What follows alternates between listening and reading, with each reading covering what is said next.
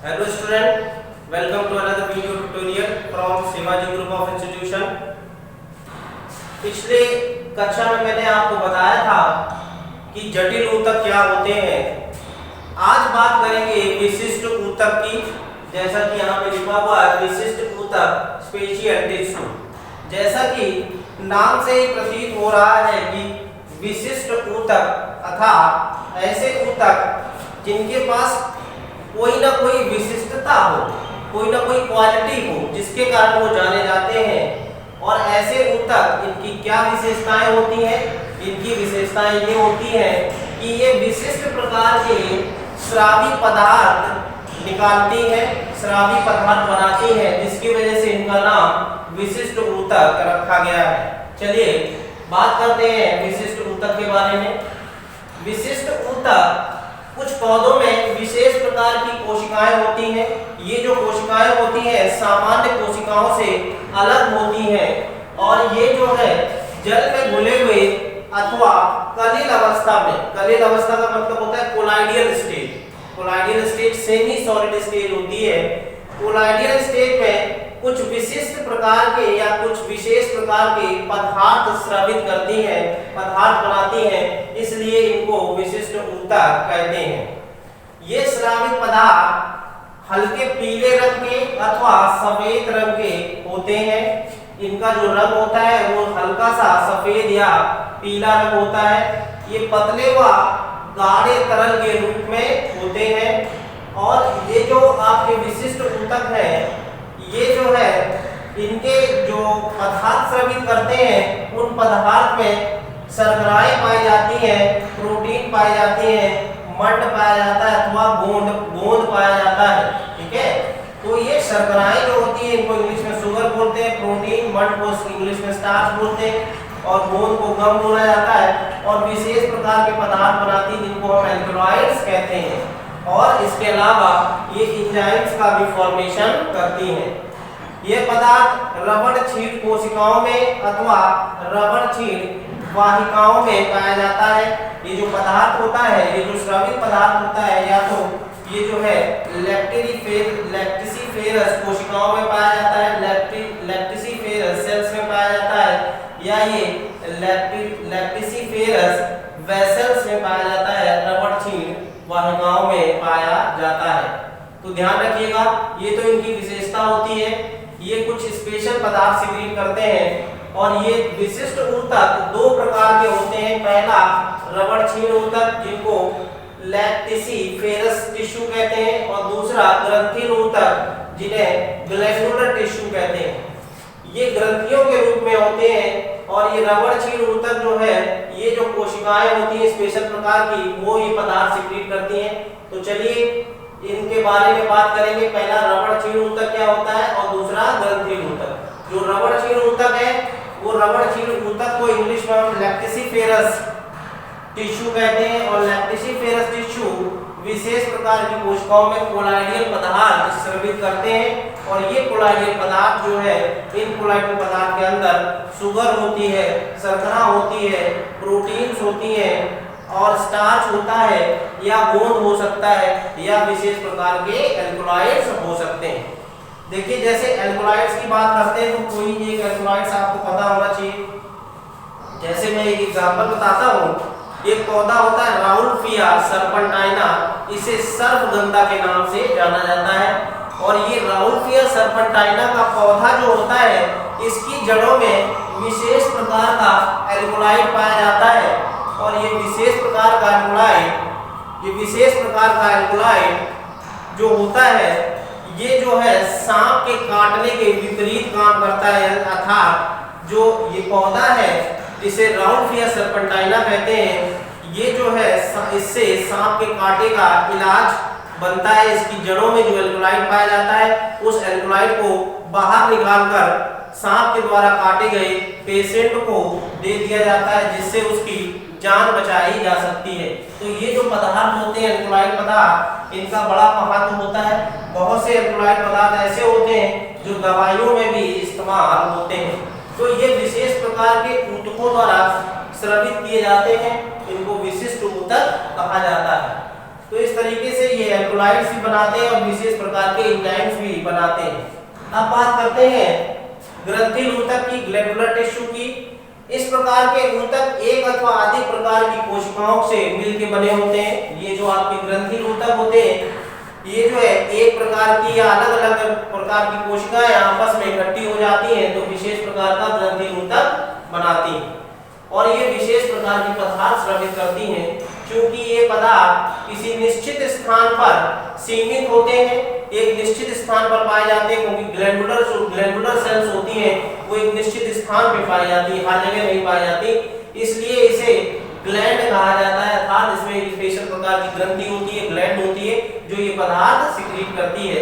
इसके एग्जांपल होते हैं श्लेष्मक पदार्थ अर्थात चिपचिपे पदार्थ होते हैं, मधु जो होता है, हनी जिसे इंग्लिश में बोला जाता है, ये मधु जो होता है इस प्रकार का पदार्थ होता है, विशेष प्रकार की ग्लैंडुलर टिश्यूज के द्वारा सिक्रीट किया जाता है।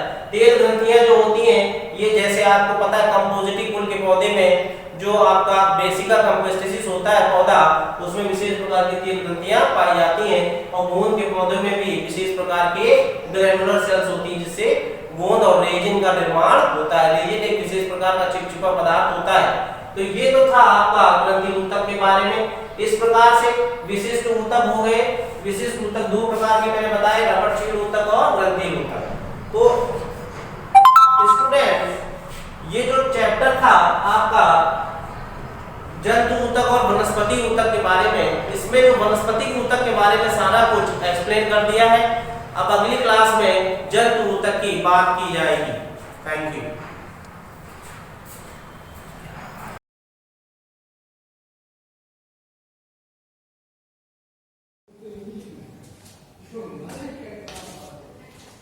Good morning students, welcome to the online classes of Shivali Campus Institution. Today we will discuss our chapter matter in our surrounding. In this chapter we have discussed in the previous lecture units of temperature. इसमें हमने आपको बताया था कि कितने type के temperature थे, 3 types के थे, kelvin, degree centigrade, degree Fahrenheit, और इसके 4 फॉर्मूलाज को डिस्कस किया था। आज हम उनकी कुछ न्यूमेरिकल प्रॉब्लम्स को लेकर के आए हैं।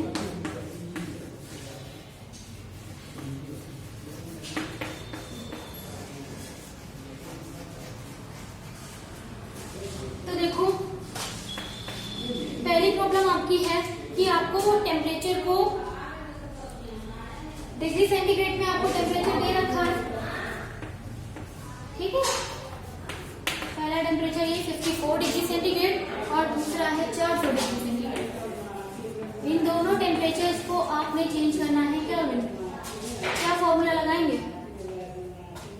फॉर्मूला है आपका T के बराबर TC प्लस 273, यही तो फॉर्मूला था।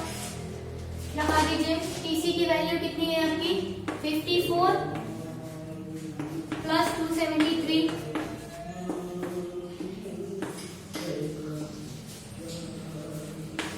G27 केल्विन पहला वाला आ गया, ठीक है। दूसरा वाला देखो, अगेन फॉर्मूला लगा दिया T के बराबर TC प्लस 273, ठीक है। अब TC की वैल्यू कितनी है? 400 प्लस 273, ये आ जाएगा 673 केल्विन।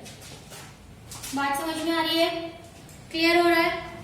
कुछ नहीं करना था, आपको टेम्परेचर दे रखा था बेटा डिग्री सेंटीग्रेड में और आपने चेंज किस में करना था? केल्विन में, ठीक है। तो आपने ये फॉर्मूला लगाया कि Tk is equal to TC plus 273। Next जो प्रॉब्लम है वो देखिए क्या है। अगली जो प्रॉब्लम है आपकी वो देखिए। आप जो टेम्परेचर दे रखा है आपका वो केल्विन में दे रखा है 92 केल्विन और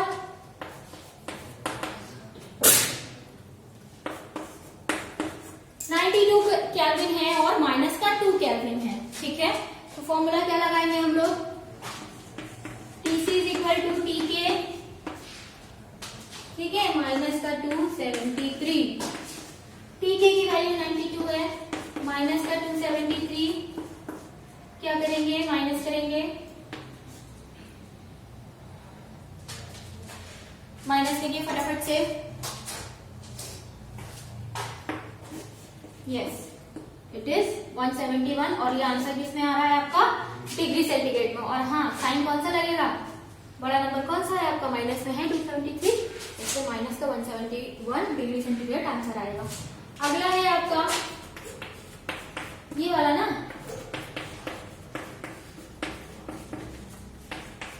तो टीके की वैल्यू कितनी है, माइनस का 2, फिर ये माइनस का 273, ठीक है। देखो इसको क्या करना है हमने, माइनस माइनस दोनों ऐड हो जाएंगे, 275 और साइन कौन सा लगेगा, माइनस का ही, और ये आ गया आपका आंसर माइनस का 275 डिग्री सेंटीग्रेड। समझ में आ गया ना, कुछ नहीं करना था, आप टेम्परेचर किस में दे रखा था, केल्विन में, और आपको चेंज किस में करना था, डिग्री सेंटीग्रेड में, तो आपने फॉर्मूला पुट कर दिया TC = TK माइनस का 273, ठीक है ना, समझ में आ रहा है। अगली प्रॉब्लम है,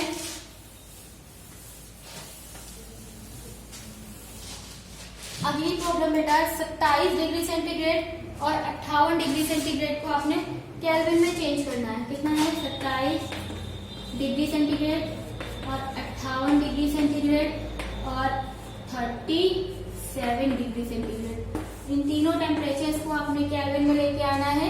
सिंपली फॉर्मूला हमने पुट कर देना है, TK बराबर TC प्लस 273, पहले में 27 प्लस 273 कितना आएगा, 7 3 10, 7 2 9 10, 300, ये तो आएगा। दूसरा देखो 58, फिर फॉर्मूला लगा दिया TK बराबर TC प्लस का 273, TC की वैल्यू 58, 273 ऐड कर देंगे, 8 3 11 का है कैरी 1, 7 5 12 और 13 तो 3 कैरी 1, 2 और 1 3। समझ में आ रही बात, ये कितना आ गया 331, और आंसर किस में आएगा बेटा, केल्विन में आएगा। ठीक, अगला है आपका, इसका एक और है ना, ये वाला हटा दो,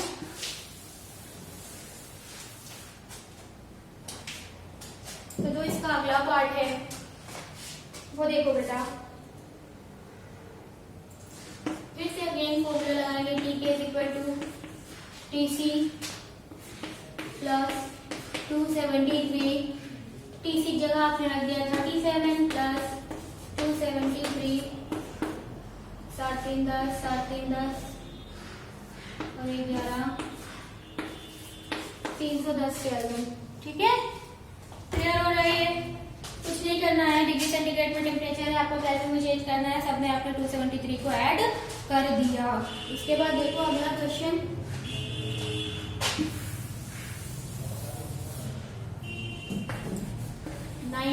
केल्विन और 25 केल्विन, इन दोनों को चेंज करना है डिग्री सेंटीग्रेड में। अभी हम सिर्फ केल्विन से डिग्री सेंटीग्रेड, डिग्री सेंटीग्रेड से केल्विन, यही समझा रहे हैं, एक एक चीज से समझनी चाहिए, आगे और भी बताएंगे, लेकिन अभी इतना।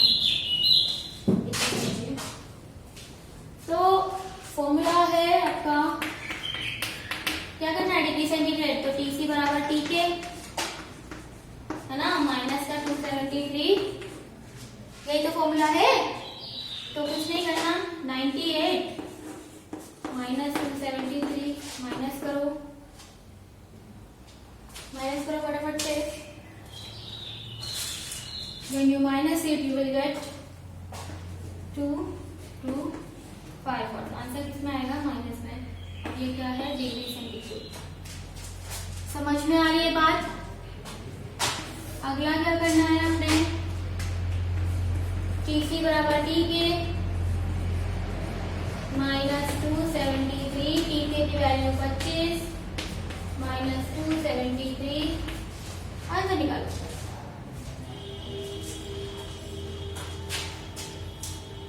इसका आंसर आ रहा है 252 डिग्री केल्विन, डिग्री सेंटीग्रेड। समझ में आ रही है बात, 252 डिग्री सेंटीग्रेड। तो ये थी कुछ प्रॉब्लम्स जो केल्विन से डिग्री सेंटीग्रेड के कन्वर्जन पर बेस्ड थी या डिग्री सेंटीग्रेड से केल्विन के कन्वर्जन पर बेस्ड थी। इन सभी प्रॉब्लम्स की कई बार प्रैक्टिस कीजिएगा ताकि आपको अच्छे से क्लियर हो जाए ये वाला टॉपिक। आज की इस क्लास में बच्चों इतना ही, मिलते हैं अगली क्लास में, तब तक के लिए good bye, take a good care of yourself.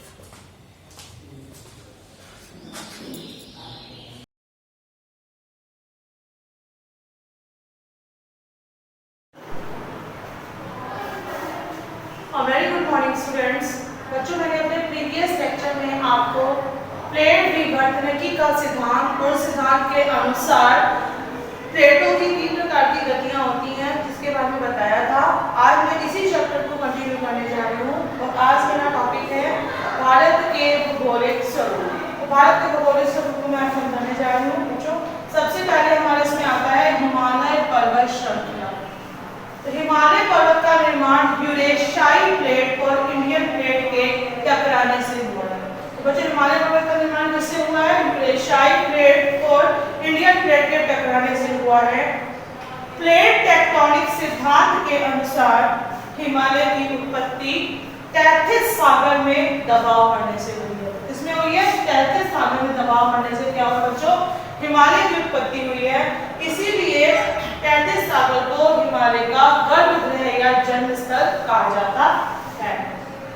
Bharat के उत्तर में हिमालय पर्वतमाला अर्धचंद्राकार रूप में, पश्चिम में सिंधु नदी के गार्ज से, पूर्व में अरुणाचल प्रदेश में ब्रह्मपुत्र नदी के मोड़ तक अविच्छिन्न रूप से फैली हुई है। तो हिमालय पर्वतमाला हमारी कहां तक फैली हुई है? अर्धचंद्राकार रूप में है, जो पश्चिम में सिंधु नदी के गार्ज से, पूर्व में अरुणाचल प्रदेश में ब्रह्मपुत्र नदी के मोड़ तक फैली हुई है। तो ये क्या है बच्चों? हमारे भारत में क्या कहते हैं? फैली हुई है। इसके पश्चिम भाग की अपेक्षा इसके पूर्वी भाग की ऊंचाइयों में क्या बच्चों? अंतर दिखाई देता है। तो हाँ, यह एक नवीन मोड़दार पर्वत है। तो हमारे पर्वत क्या है बच्चों? एक नवीन मोड़दार पर्वत है जिसमें 3 समानांतर श्रेणियों की रचना हुई है। हिमालय पर्वत भारत के उत्तर में, पश्चिम में, पूर्व दिशा में सिंधु तथा ब्रह्मपुत्र नदियों के मध्य लगभग 2500 किलोमीटर में फैला हुआ है। और यह पर्वत पूर्व मतलब 200 किलोमीटर की अपेक्षा पश्चिम में 500 किलोमीटर ज्यादा चौड़ा है। हिमालय पर्वत को 3 भागों में विभाजित किया जा सकता है। तो बच्चों, इसमें मैंने आपको समझाया कि हिमालय पर्वत की उत्पत्ति किससे हुई है बच्चों? तैथिस सागर से हुई है। इसीलिए तैथिस सागर को हिमालय पर्वत का क्या कहा जाता है? जन्म ग्रह या गर्भगृह कहा जाता है। और ये हमारे भारत के उत्तर में, पश्चिम में, पूर्व दिशा में सिंधु तथा ब्रह्मपुत्र नदियों के बीच में अविच्छिन्न रूप से क्या है बच्चों? फैला हुआ है।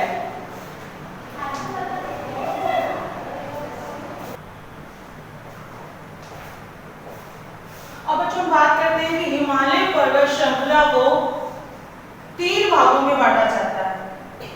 बृहद हिमालय, आंतरिक हिमालय श्रेणी, लघु हिमालय यानी हिमालय श्रेणी और बाह्य हिमालय यानी शिवालिक श्रेणी। हम तीनों को डिस्क्राइब करेंगे बच्चों। सबसे पहले बात करते हैं बृहद हिमालय या महान हिमालय या हिमाद्री।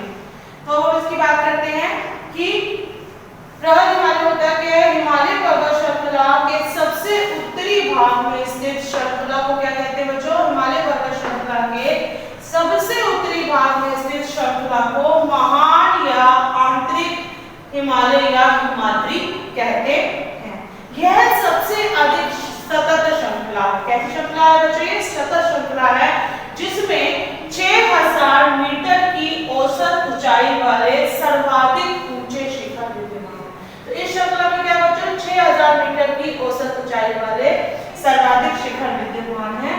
संसार की सबसे ऊंची चोटी एवरेस्ट, जो कि नेपाल में स्थित है, इसी क्षेत्र में आती है, जिसकी ऊंचाई कितनी है बच्चों? 8848 मीटर है।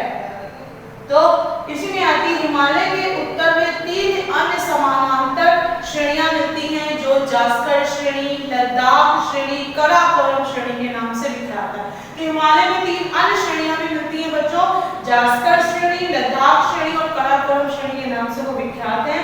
काराकोरम श्रेणी को संसार की दूसरी सबसे ऊंची चोटी गार्डविन ऑस्टिन के नाम से जाना जाता है, जिसको हम लोग क्या कहते हैं बच्चों? K2। संसार की सबसे ऊंची चोटी गार्डविन ऑस्टिन यानी K2।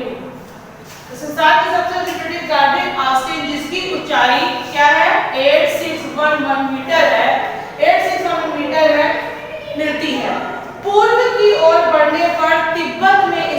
कैलाश पर्वत के नाम से जाना जाता है। हिमालय के पूर्व की ओर अगर हम लोग बढ़ते हैं तो इसे किस नाम से जाना जाता है बच्चों? कैलाश पर्वत के नाम से जाना जाता है।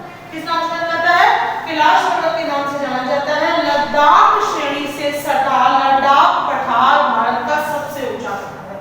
जो लद्दाख श्रेणी से सटा है लद्दाख पठार, वो क्या है बच्चों? भारत का सबसे ऊंचा पठार है। सबसे ऊंचा पठार है। तो लद्दाख श्रेणी से ढका लद्दाख पठार भारत का सबसे ऊंचा पठार है। ये तीनों हिमालय बाढ़ की पर्वत श्रेणियां हैं। तो बच्चों हिमालय बाढ़ क्या होता है? भारत की उत्तरी सीमा में स्थित पर्वत श्रृंखला को हम लोग क्या कहते हैं?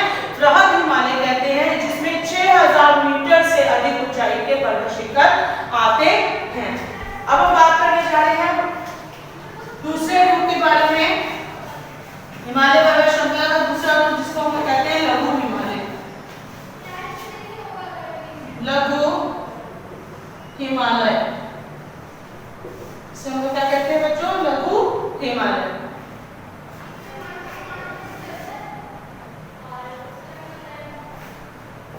तो बच्चों हम बात करते हैं कि दूसरी श्रेणी के बारे में, लघु हिमालय। तो लघु हिमालय क्या बच्चों? इस पर्वत श्रेणी का विस्तार बृहद हिमालय के दक्षिण में उसके समानांतर पूर्व पश्चिम दिशा में है। इस श्रेणी का विस्तार कहाँ देखने को मिलता है बच्चों? बृहद हिमालय के दक्षिण में उसके समानांतर पूर्व पश्चिम दिशा में है। इसकी चौड़ाई 80 से 100 किलोमीटर तक है। इस श्रेणी की औसत ऊंचाई कितनी है? 2000 से 3500 मीटर तथा अधिकतम ऊंचाई 4500 मीटर तक पाई जाती है। लघु हिमालय में कई नदियां गहरी कंदराओं का निर्माण करते हुए बहती है। तो बच्चों लघु हिमालय में क्या होता है? बहुत सी नदियां क्या करती हैं?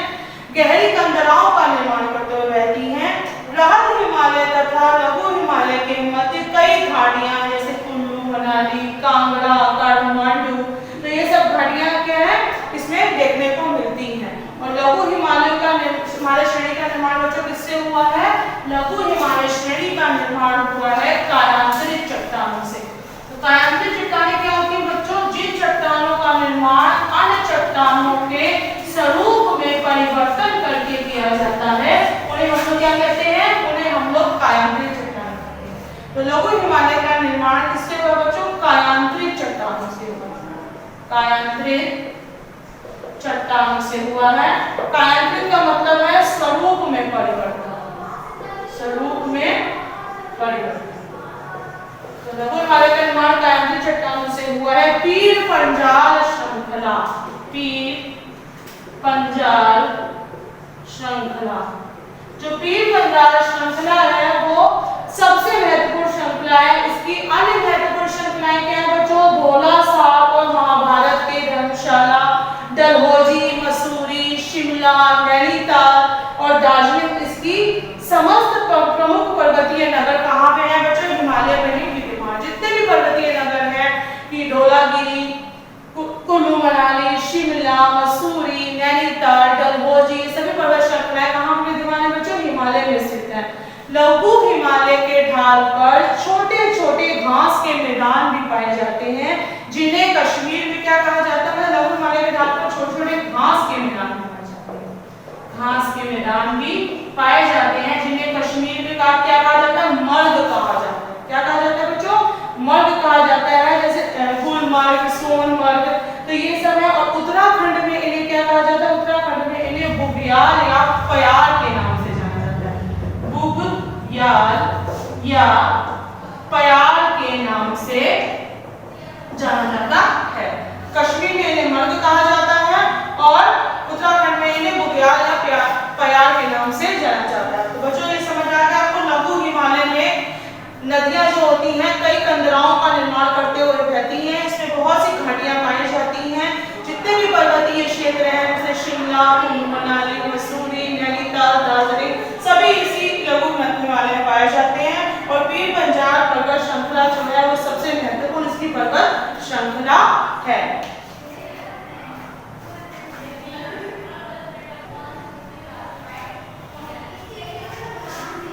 बच्चों अब हम बात करने जा रहे हैं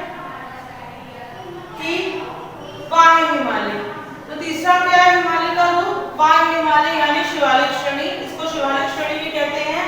शिवालिक श्रेणी लघु हिमालय के दक्षिण में अवस्थित है। यह है हिमालय का नवनिर्मित भाग है। तो ये बच्चों क्या कहलाता है? हिमालय का नवनिर्मित भाग है, जो पश्चिम में पंजाब के पोतवार बेसिन से प्रारंभ होकर पूर्व में कोसी नदी तक फैला हुआ है। तो पश्चिम में ये पोतवार बेसिन से प्रारंभ होकर पूर्व में कहां तक फैला हुआ है बच्चों? कोसी नदी तक फैला हुआ है। इन पर्वतों का निर्माण किससे हुआ है? जलोढ़ अवसादों से हुआ है। इन पर्वतों का निर्माण बच्चों किससे हुआ है? जलोढ़ अवसादों से हुआ है। हिमालय की सबसे कम ऊंचाई की ये पर्वत श्रृंखला है। ये सबसे कम ऊंचाई की पर्वत श्रृंखला और सबसे अधिक ऊंचाई की पर्वत श्रृंखला क्या है बच्चों? बृहद हिमालय। सघन वन तथा कृषि योग्य भूमि यहाँ पर पाई जाती है और यहाँ के लोगों की आजीविका का मुख्य साधन क्या है? पशुपालन। और इसकी औसत ऊंचाई क्या है? 600 से 1500 मीटर इसकी औसत ऊंचाई है। शिवालिक को लघु हिमालय से अलग करने वाली घाटियों को क्या कहते हैं बच्चों? शिवालिक को लघु हिमालय से अलग करने वाली घाटियों को हम लोग पश्चिम में कहते हैं दून, जैसे कि देहरादून, और पूर्व में हम लोग कहते हैं द्वार, जैसे कि हरिद्वार। तो ये घाटियां क्या करती हैं? शिवालिक को लघु हिमालय से अलग करती हैं। तो पश्चिम में क्या कहा जाता है? दून कहा जाता है, और पूर्व में इन घाटियों को क्या कहा जाता है बच्चों? द्वार कहा जाता है। अब हम बात करने जा रहे हैं हिमालय पर्वत के कुछ प्रमुख दर्रे एवं संबंधित जानकारी। तो ये 3 तरह के भाग हुए: बृहद हिमालय, लघु हिमालय और वाह्य हिमालय। अब हम बात करने जा रहे हैं बच्चों हिमालय पर्वत के कुछ दर्रे और उनके बारे में जानकारी। तो हिमालय पर्वत के प्रमुख दर्रे, हिमालय पर्वत के प्रमुख दर्रे, पास जिसको कहते हैं। तो सबसे पहला आता है जोजिला दर्रा। क्या होता है बच्चों? सबसे पहला है जोजिला दर्रा। ये जोजिला दर्रा क्या होता है बच्चों? ये हमारा इसका संबंधित राज्य क्या है? जम्मू कश्मीर। ये जम्मू कश्मीर में पाया जाता है ये दर्रा। और इसका क्या काम है? यह इसको जोड़ने का काम करता है। दर्रा का काम क्या होता है? जोड़ने, दो राज्यों को जोड़ने का काम करते हैं। तो ये जोजिला दर्रा किसको जोड़ता है? श्रीनगर से लेह को। तो ये हमारा क्या है? जोजिला दर्रा हो गया। नेक्स्ट हमारा दर्रा आता है शिवकिला दर्रा। क्या आता है बच्चों? शिवकिला दर्रा। तो ये शिवकिला दर्रा हमारा कहाँ पाया जाता है? ये हमारा हिमाचल प्रदेश में पाया जाता है। कहाँ पाया जाता है? हिमाचल प्रदेश में पाया जाता है। और ये किन राज्यों को जोड़ने का काम करता है? ये कश्मीर, ये जोड़ने का काम करता है तिब्बत से शिमला को। तिब्बत से शिमला को। तो ये हमारा क्या हो गया? जोजिला दर्रा, शिवकिला दर्रा। उसके बाद बच्चों हमारा आता है नाथुला दर्रा। नाथुला दर्रा बच्चों क्या होता है? हमारा नाथुला दर्रा हमारा सिक्किम में पाया जाता है। सिक्किम में पाया जाता है। और ये किनको जोड़ने का काम करता है? नाथुला दर्रा हमारा कैलाश से उत्तराखंड को जोड़ने का काम करता है। कैलाश से उत्तराखंड को जोड़ने का काम करता है। तो ये दर्रे जोजिला दर्रा, शिवकिला दर्रा, नाथुला दर्रा। इन दर्रों के अलावा कुछ और दर्रे 12 लंबा दर्रा, रोहतांग दर्रा, माना दर्रा, नीति दर्रा, जलप्पा दर्रा। तो ये सब क्या है बच्चों? हिमालय पर्वत के प्रमुख दर्रे हैं, जिनमें मेन है हमारे जोजिला दर्रा, शिवकिला दर्रा और हमारा क्या है बच्चों? नेक्स्ट हमारा क्या है? नाथुला दर्रा। Now that's all for today. I will continue this chapter in my next video.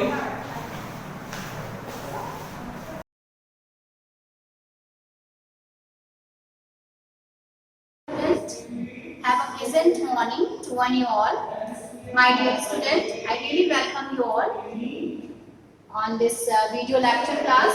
Student, yesterday we discussed the new topic, that is in language portion, conversion of sentence. And before starting conversion of sentence, first we must know what is sentence. So, my dear student, yesterday we discussed what is sentence. we discussed what is sentence.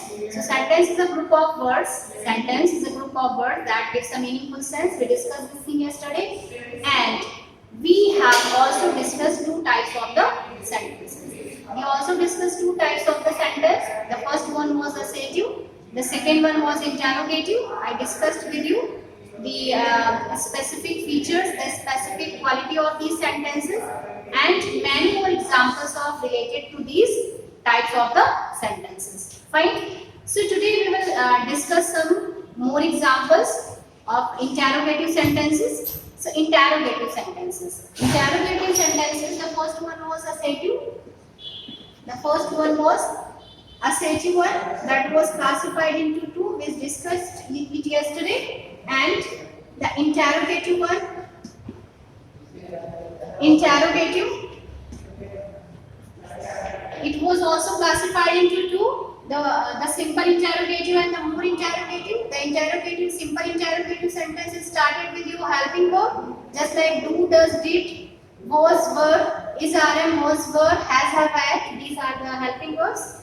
And the example of these sentences are: am I not a good student? Are you not listening to me? Are you not paying attention towards your class? Where do you live? Why are you not sitting in a proper manner in your class? So these are the sentences. What is your name? Why are you not coming to your school these days? Why are you not helping to your mothers? Why don't you speak truth? Why are you telling a lie to your parents? Why are you not respecting your teachers? Why are you not listening to me? Why are you not paying attention towards your studies? So these are the examples of the more interrogative sentences. Fine, because more interrogative sentences I started with your questions word. With your question word. More interrogative sentences I started with your question word, and the simple interrogative sentences I started with your helping word. I hope so that you have got this one. And according to the tense, if the tense is present indefinite, so simple interrogative started with the do or does. Do or does. Do you do your work daily? Do you do your work daily? Does she sing a sweet song? And put a question mark at the end of the sentence. The specific quality of this, put a question mark at the end of the sentence. And the more interrogative, where do you live? Where is a question word. The sentence will be started with it, and you have to use question mark at the end of the sentence. So this is the interrogative. And student, today we will discuss the imperative one. The imperative that is falling in the adeshatmak vakya. Fine. So in this sentence we express command, order, urge, request, politeness. These types of the sense are hidden in imperative sentence. These types of the sense are hidden in imperative sentence. This is the thing that we discuss in imperative sentence. And imperative sentences are always started with your main verb. All also started with your main verb. Just like you have to say always. I'm just writing over here one sentence. Always speak the truth. Fine. The second one is never tell a lie. These two sentences are written. You can see at the blackboard. Always speak the truth. So student, speak. What is speak here? Speak is your main verb. Speak is your main verb, and always. Always is your adverb. And student, adverb can be used before the subject, before it. Adverb can be used before it, before your main verb. Always speak the truth. Hamesha sach bolo. So it's a suggestion to someone. It's a request to someone, and never tell a lie. So never is also an adverb. Can also use before your main verb. So these two are the sentences. And in our daily routine, in our daily life, in our present life, we always speak imperative sentence. Many more imperative sentence, just like whenever the teacher is teaching to you in the class, so she speaks some types of the sentences like that. Do your work yourselves. Do your work yourself. This is also an imperative sentence. Do your work yourself. This is an imperative sentence. And always,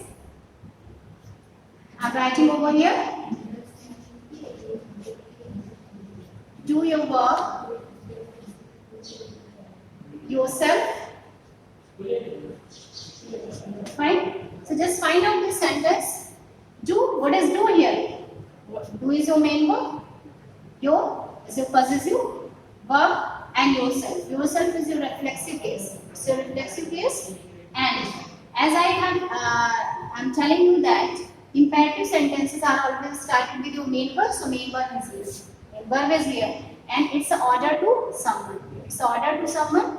It's a command to someone. The second one, be regular in your class. Put full stop at the end of the sentence. Be. What is be here, student? Be is the main verb. Be is the main verb. And what are the family members of the be? It's the family members of be. Be, the family members of be is are, am, was, will. Be means होता है होना. Be means होना. Be से बना become. Become, became, become. And the family member are the many words are inside. Is, are, am, was, were. Is, are, am, was, were. तो be regular in class. अपने class में हमेशा regular रहो. इसी तरीके से सेंटेंस और be punctual. Be punctual in your class. Be regular in your class. Be punctual in your class. In the same way, you can frame many more sentences. Always be positive. Always be positive in your life. Always be positive in your life. Be optimistic in your life. Be optimistic in your life. Never be pessimistic in your life. So be optimistic. हमेशा आशावादी रहो अपनी life में. कभी भी निराशावादी नहीं हो. So fine. So I think you are getting. Always help to your parents. Always help to your parents. Always respect to your elders. Always give reverence to your elders. Always give regards to your elders. Fine.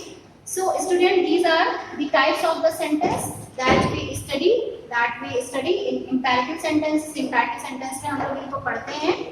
And whenever you ask a thing from your friend, जब कभी भी कोई चीज आप अपने मित्र से मांगते हो, तो how you ask? Please give me your pen. Please give me your pen. So please give me your pen. Please. This is the sense. So you can use it before your verb.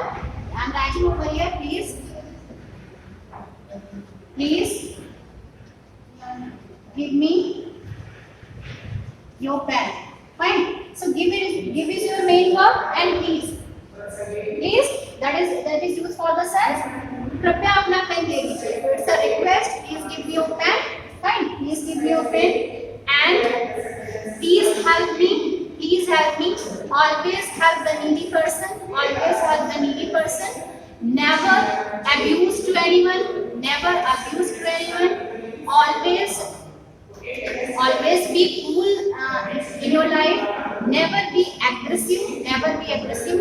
Always use polite words to yourself and for others. So student, you can see that in our daily life we speak only imperative types of the sentences. So in imperative sentences we use politeness, request, urge, command, and order. Fine. And in imperative sentence, let types of the sentences are also come. Let types of the sentences also come. Just like let me do my work. Let me do my work. So whenever let is used, we have to use the objective case of it. Let me do my work. Let us play today. Let me go for a walk. Let us have a tea. Let me play for a while. Let us enjoy for today. So These are the sentences that are the imperative sentences. So student, we have discussed the assertive one, the interrogative and the imperative sentences. So student, what you have to do? You have to write 10 sentences of each one. 10 sentences of assertive, 10 sentences of interrogative and 10 sentences of imperative. Fine. You have to do this work. You have to do this work on a fair register. That is the language work.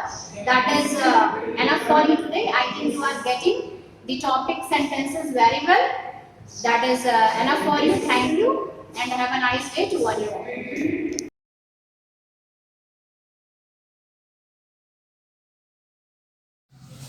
Good morning students. आज मैं class 9th में subject Hindi page number 46 में शेष पर्यायवाची शब्द पढ़ाऊंगी। कल मैंने आपको पर्यायवाची शब्द पढ़ाए थे, उसी के आगे बच्चों क्लास वर्क की कॉपी में कंटिन्यू लिखना है। ठीक है, ध्यान से सुनेंगे, कोई मिस्टेक नहीं करेंगे, सुंदर स्वच्छ राइटिंग में कार्य करेंगे। पहला है ये उसी जो कल था उसी के ठीक आगे लिखेंगे। पवन, पवन का वायु, हवा, समीर, मारुत। पवन का फिर से सुने, वायु, हवा, समीर, मारुत। बादल के पर्यायवाची में आए जलद, अम्बुद, नीरद और वारिद। ऐसे आए जलद, अम्बुद, नीरद, वारिद। रात्रि के पर्यायवाचक में बच्चे हैं यामिनी, विभावरी, रजनी, क्षणता। यामिनी, विभावरी, रजनी, क्षणता, ये रात्रि के पर्यायवाची थे। अब लक्ष्मी के पर्यायवाची में है रमा, चंचला, कमला, पद्मा। रमा, चंचला, कमला, पद्मा, ये लक्ष्मी के पर्यायवाची थे। अब संपूर्ण, संपूर्ण में है सब, निखिल, अखिल, सकल। सब, निखिल, अखिल, सकल। सागर, सागर के पर्यायवाची में है समुद्र, रत्नाकर, पयोधि, जलधि। समुद्र, रत्नाकर, पयोधि, जलधि, ये सागर के पर्यायवाची थे। सूर्य में आए रवि, भानु, भास्कर, अंशुमाली। रवि, भानु, भास्कर, अंशुमाली। सरस्वती के पर्यायवाची में आए शारदा, वीणा पाणी, गिरा, महाश्वेता। शारदा, वीणा पाणी, गिरा, महाश्वेता। ग्रह के पर्यायवाची में आए गेह, सदन, भवन, आगार। गेह, सदन, भवन, आगार। सोना, सोना के पर्यायवाची में आए स्वर्ण, कंचन, कनक, हेम। स्वर्ण, कंचन, कनक, हेम। मित्र के पर्यायवाची में आए सखा, मीत, दोस्त, सहचर। सखा, मीत, दोस्त, सहचर। मयूर के पर्यायवाची में आए मोर, नीलकंठ, शिखी, केकी। मोर, नीलकंठ, शिखी, केकी। अरण, अरण माने होता है जंगल। जंगल, वन, कानन, विपिन। जंगल, वन, कानन, विपिन। पार्वती के पर्यायवाची में आए उमा, गौरी, शैलजा, शैलपुत्री। उमा, गौरी, शैलजा, शैलपुत्री। बच्चों एक बार फिर से देख लें। पवन के पर्यायवाची हैं वायु, हवा, समीर, मारुत। बादल के पर्यायवाची हैं जलद, अम्बुद, नीरद, वारिद। रात्रि के पर्यायवाची हैं यामिनी, विभावरी, रजनी, क्षणदा। लक्ष्मी के पर्यायवाची रमा, चंचला, कमला, पद्मा। संपूर्ण के पर्यायवाची सब, निखिल, अखिल, सकल। सागर के पर्यायवाची समुद्र, रत्नाकर, पयोधि, जलधि। सूर्य के पर्यायवाची रवि, भानु, भास्कर, अंशुमाली। सरस्वती के पर्यायवाची शारदा, वीणापाणी, गिरा, महाश्वेता। ग्रह के पर्यायवाची गेह, सदन, भवन, आगार। सोना का पर्यायवाची स्वर्ण, कंचन, कनक, हेम। मित्र का सखा, मीत, दोस्त, सहचर। मयूर का मोर, नीलकंठ, सिखी, केकी। अरण्य का जंगल, वन, कानन, विपिन। पार्वती का उमा, गौरी, शैलजा, शैलपुत्री। ये बच्चों इतने पर्यायवाची शब्द हैं जो कल लिखाए थे और जो आज हैं। इनको आपको सबको लिखना है। अब मैं आगे पेज नंबर 47 में आपको विलोम शब्द पढ़ाने जा रही हूँ।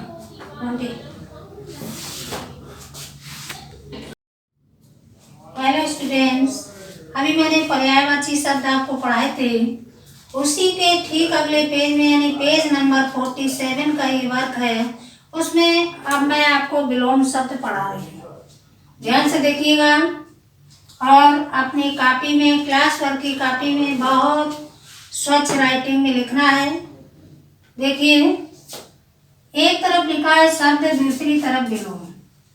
अर्थ का इति, अर्थ का अनर्थ, अल्प का अति, अपकार का उपकार, आरंभ का समाप्ति, अमर का मर्त, अतिवृष्टि का अनावृष्टि, अवनि का अंबर, अपार का परिमित, अधम का उत्तम, उपस्थित का अनुपस्थित, उपसर्ग का परिसर्ग, उदास का प्रसन्न।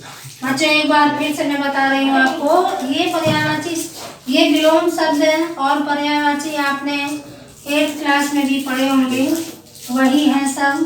फिर से देखिए, अर्थ का इति, अर्थ का अनर्थ, अल्प का अति, अपकार का उपकार, आरंभ का समाप्ति, अमर का मर्त, अतिवृष्टि का अनावृष्टि, अवनि का अंबर, अपार का परिमित, अधम का उत्तम, उपस्थित का अनुपस्थित, उपसर्ग का परिसर्ग, उदास का प्रसन्न। अब दूसरी पंक्ति में आए, उद्दत का विनीत, उद्दत यानी उद्दंड, उद्दंड का क्या होता है? विनीत।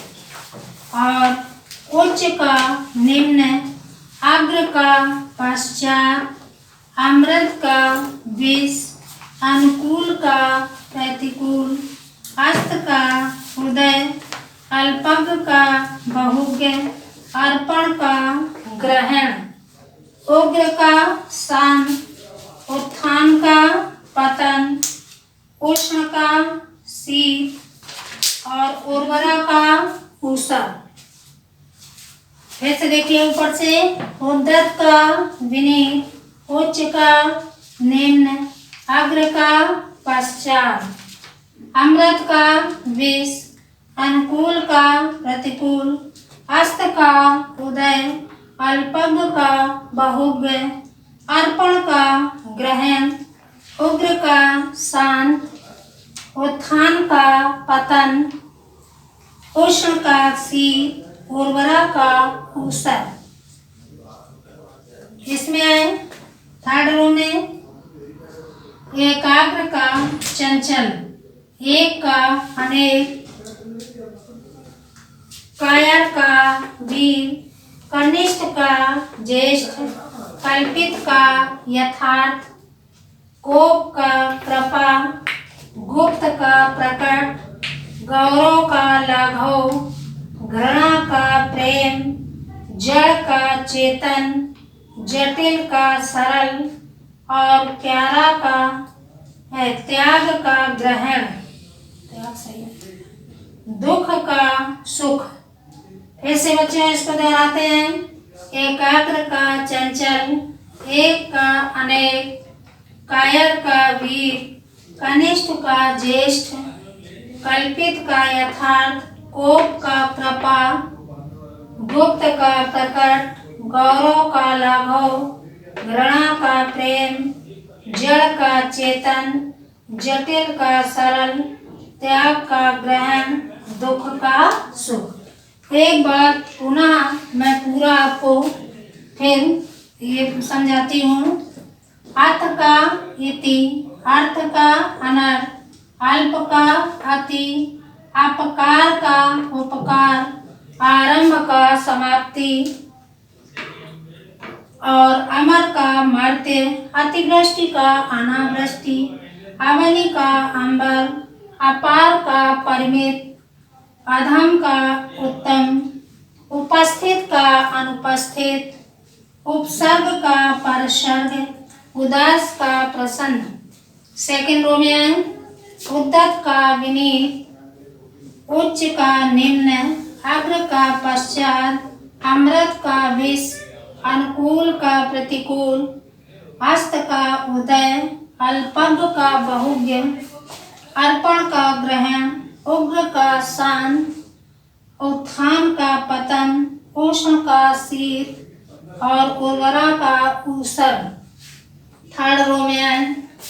एकाग्र का चंचल, एक का अनेक, कायर का वीर, कनिष्ठ का ज्येष्ठ, कल्पित का यथार्थ, कोप का कृपा, गुप्त का प्रकट, गौरव का लाघव, घृणा का प्रेम, जड़ का चेतन, जटिल का सरल और त्याग का ग्रहण और दुख का सुख। That's all. ये बच्चों आप लोग क्लास वर्क की कॉपी में पर्यायवाची के ठीक अगले पेज में पेज नंबर 47 में लिखेंगे।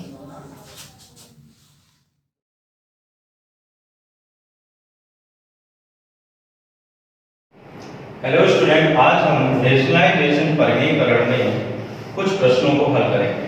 पहला प्रश्न है, यदि x बराबर 5 - 2√6 तब मान ज्ञात कीजिए। तब निम्न के मान ज्ञात करना है। पहला 1/x, दूसरा है x - 1/x, तीसरा है x + 1/x, चौथा है x - 1/x का होल स्क्वायर, पांचवा है x + 1/x का होल स्क्वायर। अब आइए पहला पार्ट करते हैं। 1/x का मान ज्ञात करना है। देखिए सबसे पहले x का मान दिया गया है, x बराबर है 5 - 2√6। अब हम क्या करेंगे, व्युत्क्रम करेंगे। 1/x हो जाएगा 1/5 - 2√6। अब इसके बाद क्या करेंगे, हर के संयुग्मी से हम अंश और हर में क्या करेंगे, गुणा करेंगे, परिमेयकरण करेंगे हम इसका। 5 - 2√6 है तो हम गुणा करेंगे 5 + 2√6 से, अंश में गुणा करेंगे और 5 + 2√6 से ही हम हर में गुणा करेंगे। अब यहाँ पर है 5 - 2√6 है तो हर का संयुग्मी लेंगे माइनस है तो प्लस हो जाएगा, अंश और हर में गुणा करेंगे। देखिए अगले स्टेप में क्या आएगा, 1/x बराबर 5 + 2√6। अपॉन में देखिए क्या है, a - b * a + b। एक सर्वसमीका हमने पढ़ी है, a - b * a + b बराबर a² - b²। तो देखिए 5 - 2√6 + 5 + 2√6 बराबर क्या होगा, a² - b²। अब अगले स्टेप में देखिए 1/x बराबर 5 + 2√6। 5 का स्क्वायर क्या होगा, 25 - 2√6। 2 का स्क्वायर क्या होगा, 4, √6 का स्क्वायर क्या होगा, 6। ये अगले स्टेप में देखिए 1/x बराबर आ जाएगा 5 + 2√6 अपॉन 25 - 24। अगले स्टेप में देखिए 1/x बराबर क्या आएगा, 5 + 2√6 अपॉन में क्या होगा, 25 में 24 घटाएंगे 1 आएगा, 1 अपॉन x बराबर आ जाएगा 5 प्लस 2 रूट 6। अब इसके अगले स्टेप में देखिए, पहला पार्ट हमारा हो गया 1 अपॉन x बराबर 5 प्लस 2 रूट 6। अब आइए दूसरा पार्ट करते हैं। दूसरा पार्ट है हमारा x माइनस 1 अपॉन x का मान निकालना। x minus 1 upon x, x minus 1 upon x बराबर, देखिए x का मान क्या है, प्रश्न में दिया गया है 5 माइनस 2 रूट 6। x का मान दिया है 5 minus 2 root 6 minus 1 upon x का मान अभी हमने निकाला है 5 प्लस 2 रूट 6। 1 अपॉन x का मान रख देंगे 5 प्लस 2 रूट 6। देखिए x माइनस 1 अपॉन x बराबर 5 minus 2 root 6 minus plus minus होगा, माइनस प्लस माइनस 2 रूट 6। देखिए प्लस 5 और माइनस 5 कैंसिल होगा, x माइनस 1 अपॉन x बराबर क्या होगा, माइनस 2 रूट 6 माइनस 2 रूट 6, दोनों माइनस है, क्या होगा, जुड़ जाएगा, माइनस 2 रूट 6 और माइनस 2 रूट 6 जुड़ेगा और आएगा माइनस 4 रूट 6। तो यहाँ से x माइनस 1 अपॉन x बराबर मिल गया माइनस 4 रूट 6। अब देखिए तीसरा पार्ट हमें क्या करना है, x प्लस 1 अपॉन x निकालना है। तीसरा पार्ट क्या निकालना है हमको, x प्लस 1 अपॉन x। देख लीजिए तीसरा पार्ट है हमारा x plus 1 upon x। x का मान क्या है, x का मान हमें दिया है प्रश्न में 5 minus 2 root 6 plus 1 upon x का मान हमने अभी निकाला है 5 प्लस 2 रूट 6। x का मान दिया है 5 माइनस 2 रूट 6 और 1 अपॉन x का मान अभी हमने निकाला है 5 प्लस 2 रूट 6। रख देंगे यहाँ वैल्यू। अगले स्टेप में देखिए क्या होगा, x प्लस 1 अपॉन x बराबर minus 2 root 6 plus 2 root 6 cancel होगा, 5 प्लस 5। तो यहाँ अगले स्टेप में देखिए x प्लस 1 अपॉन x बराबर आ जाएगा 10।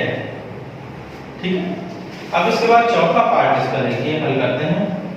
चौथा पार्ट क्या है, x माइनस 1 अपॉन x का whole square, x minus 1 upon x का होल स्क्वायर। देखिए x माइनस 1 अपॉन x का मान हमने क्या निकाला है, minus 4 root 6। x minus 1 upon x बराबर माइनस 4 रूट 6 हमने निकाला है दूसरे पार्ट में। ठीक है, हमें निकालना क्या है, x माइनस 1 अपॉन x का होल स्क्वायर। अब क्या करेंगे, दोनों बच्चों में वर्ग करेंगे। क्या करेंगे, दोनों बच्चों में वर्ग करने पर वर्ग कर देंगे, बाएं पक्ष का वर्ग हो जाएगा और ये दाएं पक्ष का वर्ग हो जाएगा। अब अगले स्टेप में देखिए क्या होगा, x माइनस 1 अपॉन x का वर्ग बराबर में क्या होगा, माइनस की घात अगर सम संख्या तो मान धनात्मक आएगा, माइनस 4 का स्क्वायर करेंगे 16 आएगा, रूट 6 का स्क्वायर करेंगे 6 आएगा।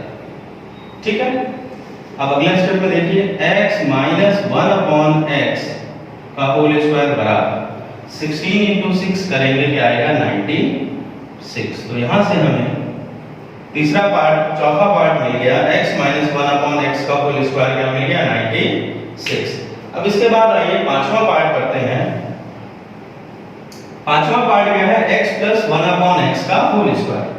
पांचवा पार्ट क्या है, x प्लस 1 अपॉन x का whole square. x plus 1 upon x का होल स्क्वायर हमें निकालना है। ठीक है, x प्लस 1 अपॉन x का मान हमने क्या निकाला है, 10।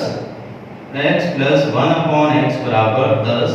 अब इसमें क्या करेंगे, दोनों बच्चों में वर्ग करने पर, दोनों पक्षों में वर्ग करने पर, जब हम वर्ग करेंगे तो क्या होगा, बाएं पक्ष का भी वर्ग हो जाएगा और दाएं पक्ष का भी वर्ग होगा। तो यहाँ देखिए अगले स्टेप में क्या होगा, x प्लस 1 अपॉन x का होल स्क्वायर बराबर 10 का स्क्वायर क्या रहेगा, 10 गुणे 10 100 आएगा। तो यहाँ से देखिए हमें पांचवा पार्ट में मिल गया, x प्लस 1 अपॉन x का होल स्क्वायर बराबर 100।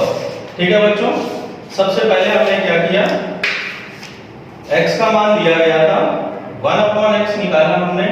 दूसरे पार्ट में क्या किया, x माइनस 1 अपॉन x का मान निकाला। तीसरे पार्ट में हमने क्या किया, x प्लस 1 अपॉन x का मान निकाला।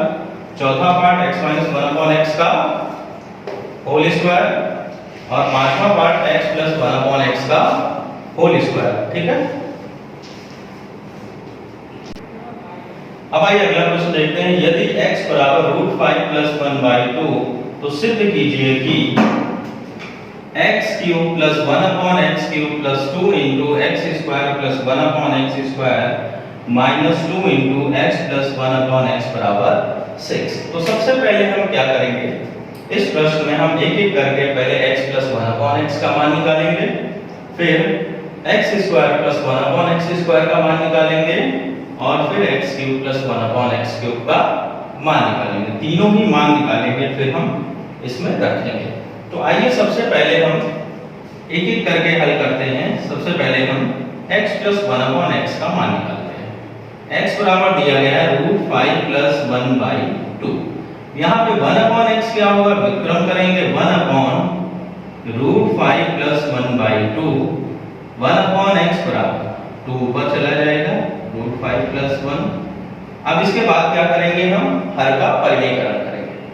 परिमेयकरण कैसे करेंगे, हर के संयुग्मी से हम अंश और हर में गुणा करेंगे। √5 प्लस 1 है तो इसका संयुग्मी लेंगे हम √5 माइनस 1 अपॉन √5 माइनस 1। तो यहाँ से देखिए 1 अपॉन x बराबर आ जाएगा 2 into √5 minus 1 upon a plus b into a minus b।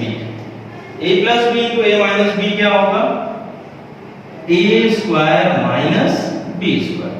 देखिए 1 अपॉन x बराबर क्या होगा, 2 इंटू √5 माइनस 1 अपॉन √5 का स्क्वायर 5 माइनस 1 आ जाएगा। अब अगले स्टेप में देखिए 1 अपॉन x बराबर क्या होगा, 2 इंटू √5 माइनस 1 अपॉन में क्या है 4, 2 से भाग देंगे 4 में 2 बार जाएगा। 1 अपॉन x बराबर आ जाएगा √5 माइनस 1/2।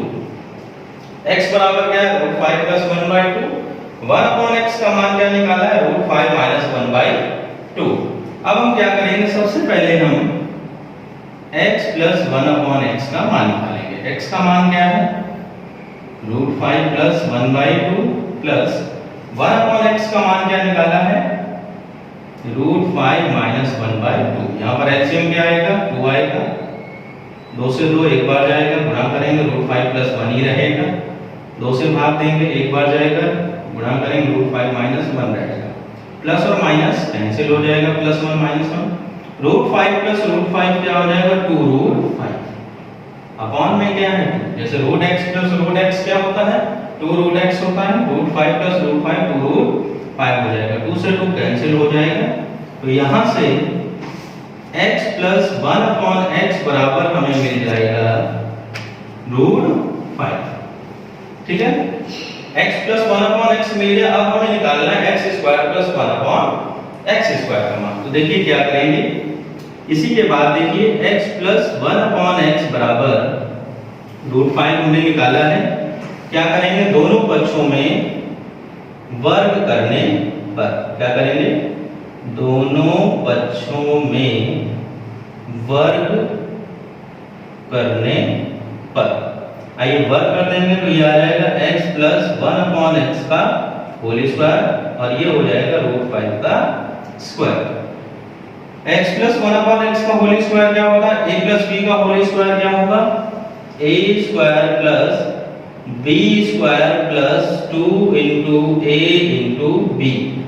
अच्छा, √5 का स्क्वायर क्या होगा, √5 का स्क्वायर क्या आएगा, 5 आएगा।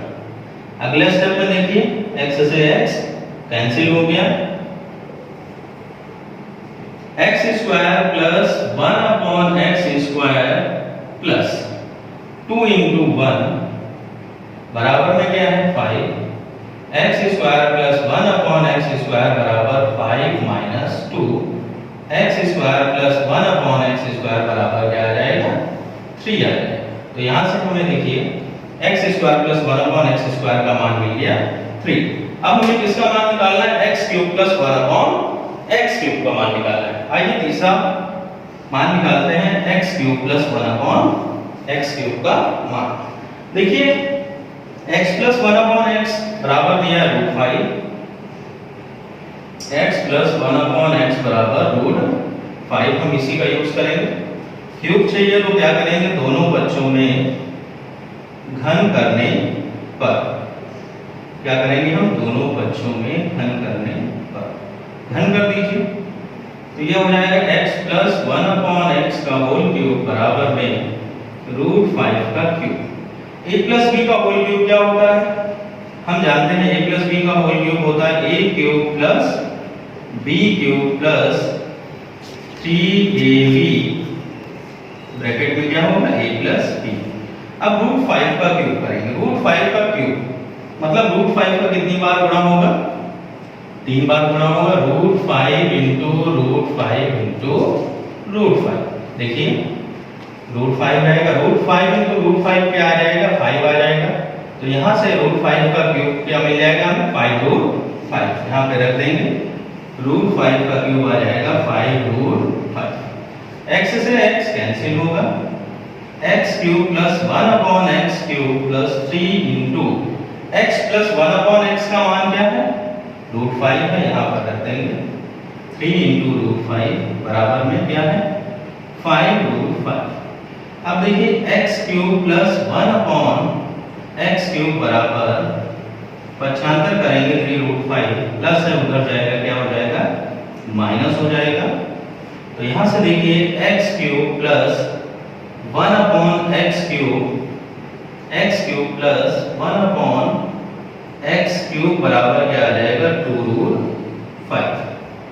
अब देखिए हमने क्या क्या मान निकाल लिया, x cube plus 1/x cube निकाल लिया 2√5, x प्लस 1/x का मान आ गया √5 और x square plus 1/x square का मान आ गया 3। अब आइए इन्हीं तीनों मान का प्रयोग करेंगे और आगे इसको हल करते हैं। x प्लस 1/x का मान क्या निकाला है हमने, √5। इसको हम लिख लेते हैं ताकि याद रहे।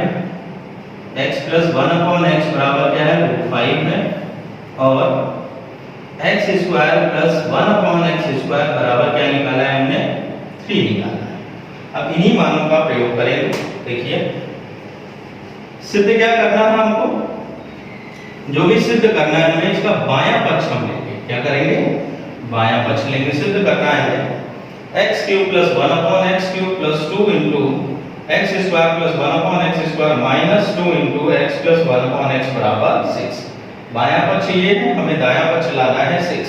तो सबसे पहले हम क्या करेंगे, बायां पक्ष ले लेंगे लेफ्ट हैंड साइड और इसको हल करेंगे और हमें राइट हैंड साइड यानी 6 लाना है। आइए बायां पक्ष क्या है, x cube plus 1/x cube plus 2 into x square plus 1/x square minus 2 into x plus 1/x। अब आइए मान रखते हैं, x cube plus 1/x cube का मान क्या है, 2√5। यहाँ पर रख देंगे x cube plus 1/x cube का मान है 2√5 plus 2 into x square plus 1/x square. देखिए x square plus 1/x square का मान अभी हमने निकाला है, 3 आया है, तो यहाँ पर रख देंगे 3 minus 2 into x plus 1/x। x plus 1/x का मान क्या है, √5। x प्लस 1/x का मान हमने निकाला है, क्या आया है, √5। तो यहाँ पर x प्लस 1/x का मान रख देंगे √5। अब अगले स्टेप में देखिए 2√5 2 3 6 आएगा माइनस 2√5। ठीक है, प्लस और माइनस क्या होगा, कैंसिल होगा, प्लस 2√5 माइनस 2√5 कैंसिल होगा और ये क्या आएगा 6। तो यहाँ से हमें RHS मिल गया 6। ठीक है बच्चों, सिद्ध कर दिया हमने। LHS लेकर RHS हमें क्या लाना था, 6 लाना था। ये हमारा प्रश्न यहीं पर कंप्लीट हो गया। ओके बेटा, थैंक यू।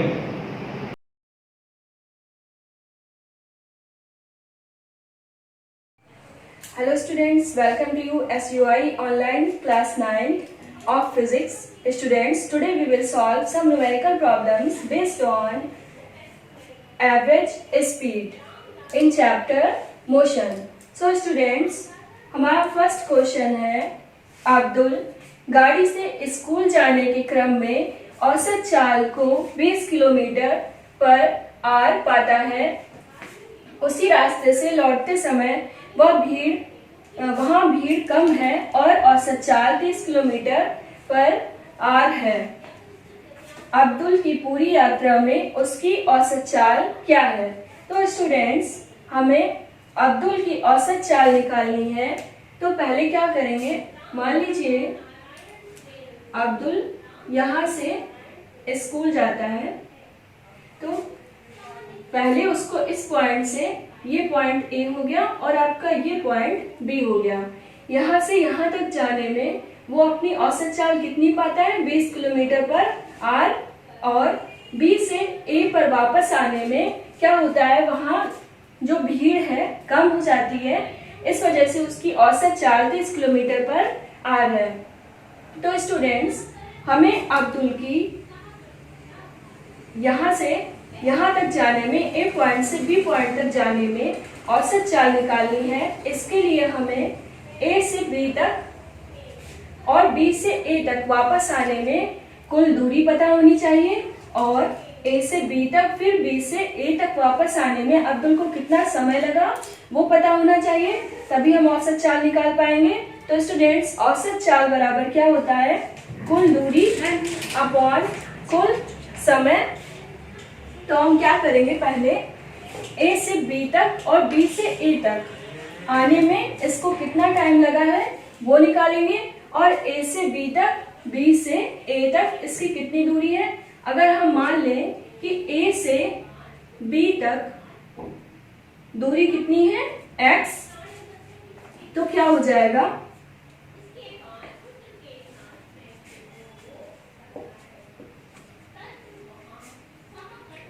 कुल दूरी आपकी कितनी हो जाएगी?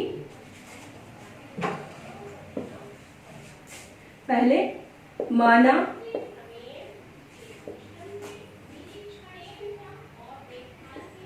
स्कूल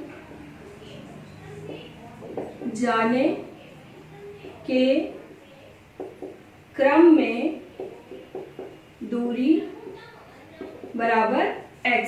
स्टूडेंट्स, ये बी पॉइंट पे आपका स्कूल है, ए से बी तक जाने में दूरी कितनी है, x, और बी से ए तक वापस आने में दूरी कितनी है, फिर भी दूरी आपकी कितनी रहेगी, x। तो कुल दूरी कितनी हो जाएगी, कुल दूरी is equal to x plus x बराबर 2x मीटर। यहाँ पे आपकी कितनी थी, x मीटर, यहाँ पे कितनी हो जाएगी, 2x मीटर। अब हमें क्या निकालना है, कुल समय चाहिए होगा औसत चाल के लिए। तो पहले हम a से b तक जाने में अब्दुल को कितना समय लगता है वो निकालेंगे।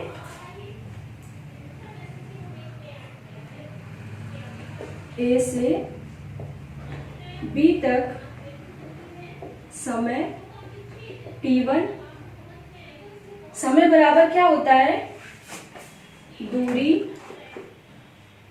अपॉन चाल। तो स्टूडेंट्स, a से b तक दूरी कितनी है, x, और चाल कितनी है आपकी 20 किलोमीटर पर आर। तो ये आपका क्या हो गया, आपका समय किस में आएगा, चाल आपकी किलोमीटर पर आर में दे रखी है, दूरी आपकी किस में हो जाएगी, सॉरी किलोमीटर में, और ये भी किस में हो जाएगी, किलोमीटर में।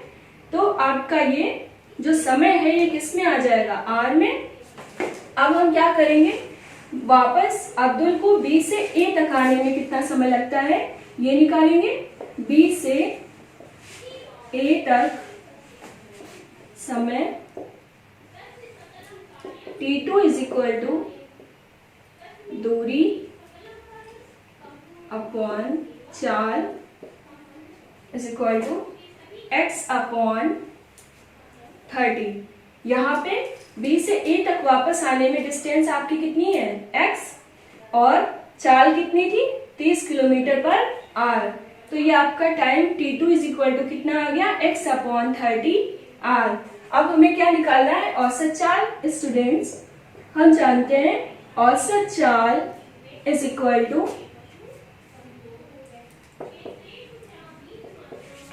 कुल दूरी अपॉन कुल समय तो यहाँ पे आपकी कुल दूरी कितनी है 2x किलोमीटर अपॉन कुल समय कितना हो जाएगा t1 plus t2 is equal to 2x upon t1 की वैल्यू कितनी है x upon 20 plus x upon 30। Students इसको हम सॉल्व करेंगे तो क्या मिलेगा, यहाँ पे आपका एलसीएम कितना आएगा 20 और 30 का 60, तो इधर कितना हो जाएगा 3x प्लस 2x। जब इसको सॉल्व करेंगे तो आपका ये 60 कहाँ पहुंच जाएगा ऊपर और अपॉन में 5x, x से x कैंसिल हो जाएगा, यहाँ पे कितना आएगा 5 1 ज़ा 5, 5 2 ज़ा 10, 12 2 ज़ा 24। तो आपकी औसत चाल कितनी आ जाएगी 24 किलोमीटर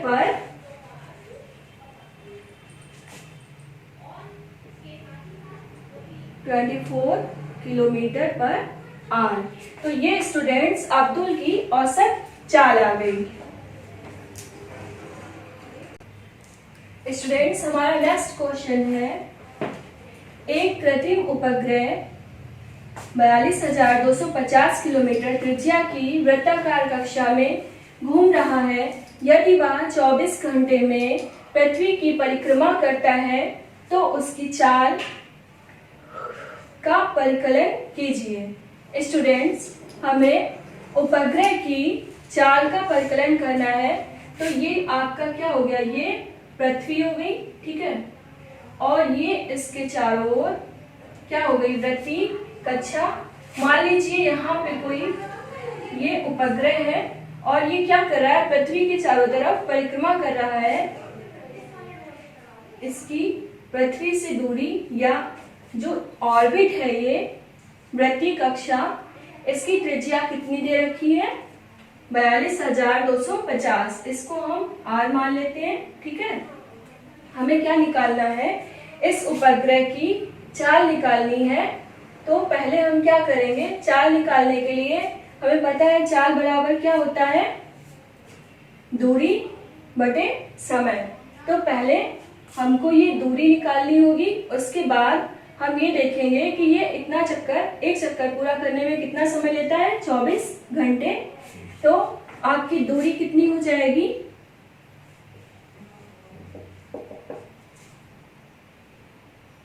उपग्रह द्वारा वृत्तीय कक्षा में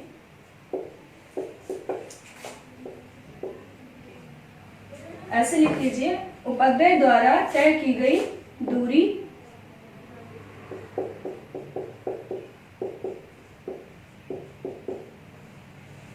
एक चक्कर लगाने में उपग्रह द्वारा तय की गई दूरी कितनी होगी, जो इसकी वृत्तीय कक्षा है।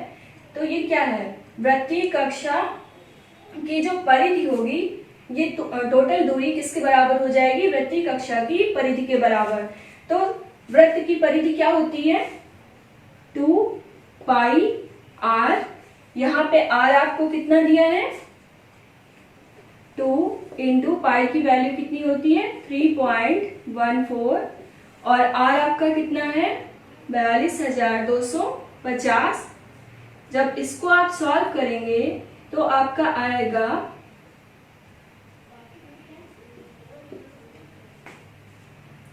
किलोमीटर।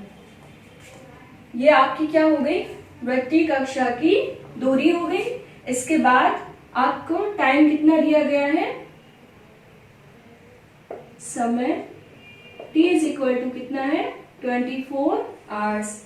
तो हमें पता है चाल बराबर क्या होता है, चाल बराबर दूरी अपॉन समय। यहाँ पे आपकी दूरी कितनी है अपॉन 24। जब आप इसको सॉल्व करेंगे तो यहाँ पे आएगा आपका 11,055 किलोमीटर। ये आप किलोमीटर पर आवर, ये आपकी क्या हो गई, ये उपग्रह की चाल आ गई। इस चाल से उपग्रह पृथ्वी के चारों ओर क्या कर रहा है, चक्कर लगा रहा है। स्टूडेंट्स, अगर इसको आपको मीटर पर सेकेंड में कन्वर्ट करना हो तो क्या करेंगे, 11,055 1 किलोमीटर में कितने मीटर होते हैं, 10⁻³ अपॉन r दे रखा है, तो यहाँ पे क्या करेंगे 60 × 60। आप जब इसको सॉल्व करेंगे तो आपका आंसर आ जाएगा 3.07